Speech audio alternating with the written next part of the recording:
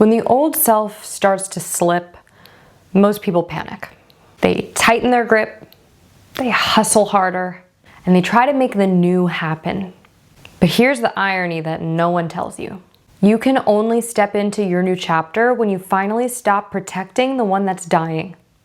In this conversation, I want to break down the moment that your energy moves from forcing the future to no longer defending the past. And I want to name in detail the kind of clarity, power, momentum, all that return when you stop holding up an identity that your system has already outgrown. But real quick before we dive in, if this kind of work is where you already live, I'm talking inner shifts, nervous system healing, identity, death, and rebirth, the healing journey in general, then you're in the right place. If it resonates and if you're new here, hit that subscribe button so these conversations keep finding you. Right now, we're actually talking more about something that happens after your ego death. It's not a dramatic collapse. It's really kind of like a quiet loosening. And usually what happens in this phase is we lose, and this is where I've found the most challenge, I lose a lot of false timelines or illusions of how things are going to work out. I go from having this real like inspiration and excitement for the future to all of a sudden like this sort of like, I must be crazy, what am I thinking kind of thing, where I like, nothing really makes sense. It feels very foggy. I feel like I don't even know who I am or where I'm going. That's kind of what we're talking about here. That is literally grieving the identity that needed to know, that needed to see where we were going, that needed that control. In the past, you may have approached things a certain way and your body at this point is simply just not allowing yourself to function that way. Most of the things in our lives that mirrored some illusion of certainty, such as my corporate job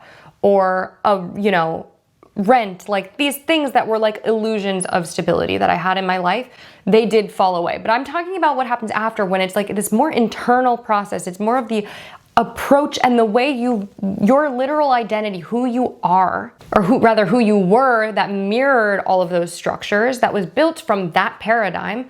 Now you're in a new this new self is emerging that does not need that illusion of certainty. It actually understands in a very embodied, deeper, wiser place that when we let all that go, we actually finally align with the real timeline. Like that's when our lives begin. That's when the blueprint activates. In general, your body literally stops allowing performance.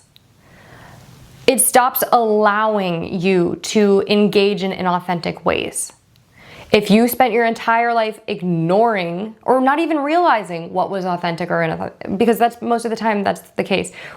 Most of us, when we're unconscious or before we awaken, we don't even realize that we're performing because our true selves and our true nature is so deeply buried beneath all the layers of conditioning that we don't even know until we wake up. And that's literally the process of awakening. And eventually you get to a place where you don't want to defend what was anymore. You don't want to protect the past. You don't even really want to protect certain relationships anymore, because that version of you who existed and who was in those relationships, or who was in your life then, whose life that was, it's not yours. You're not that person. This is when forcing becomes physically impossible, because your system's not going to let you go back. Your system's a different system now. First of all, forcing is a trauma response. Urgency, fear, pressure, control. This is how we respond when early in life, or whether something traumatic happens to us or it's generational trauma, it doesn't matter. And this is just most of society. We've been taught that if you can't get a grip on life, like you're out of your mind, or you're gonna fail, or you're screwed. But here's the deeper truth. When we soften our grip on life, things actually start moving. They start flowing in ways that are just absolutely beyond us. I started this YouTube channel 8 months ago. I've been full-time on it for probably about 6 months now. And it's been a very slow process with quite a lot of uncertainty, despite my inner certainty within. And I have been using astrology and analytics and my own sort of intuition to keep going, and this sort of feeling of like things are going to pick up, and I sort of came up with this timeline in my head, and it felt really real to me, like moved me to tears, kind of real, like manifestation real. And a few days ago, I remember I was all excited about this timeline, and then I don't know what hit me, whether it was astrology, my tri-wheel, the weather, I don't know. But all of a sudden, I started to have so much doubt. Things were kind of slow on the channel, and I don't know, I just had major doubt all of a sudden. And I was really lost, like really down. It was the most down that I think I've felt in a while now. And of course, nothing can stop me. This is my life path. Like there's no question about it. But there was just something that just felt really foggy and really not good. I realized in hindsight, that was ego dissolution. That was an ego detox. That was my idea of this timeline of how things were going to go, or rather even just like my need to grip it, to know, to be on top of it. Didn't know who I was all of a sudden. It's like I knew who I was, and in fact, in some ways, I felt like I knew better than ever, but also I felt so humbled and so like nothing to latch onto. There was nothing to latch onto as a form of identification. What had previously felt like this future vision of who I am, my highest self, which is beautiful to think about. And it's so important that we do envision this part of ourselves and connect with that part of ourselves, which I had. Not just envision and grip with an ego sense, but I've spent moments crying, connecting with that part of me, with that future timeline. It's real, it's here. But here's where the ego plays tricks, is even on the spiritual path, when we think we're connected to our blueprint or our intuition or God or whatever you call it, sometimes the ego is kind of quietly pulling some strings, trying to like control your perception. It's a little game that it likes to play. And of course it's doing it because it's this old part of you wants control, right? It's coming from that old part of you that wants control, that doesn't fully trust. And so that's what was happening to me. It's like I was latching on to these sort of subtle expectations. So I have this moment where I think I'm holding the sand, it falls through my fingers, and I realize I have nothing. And I am nothing.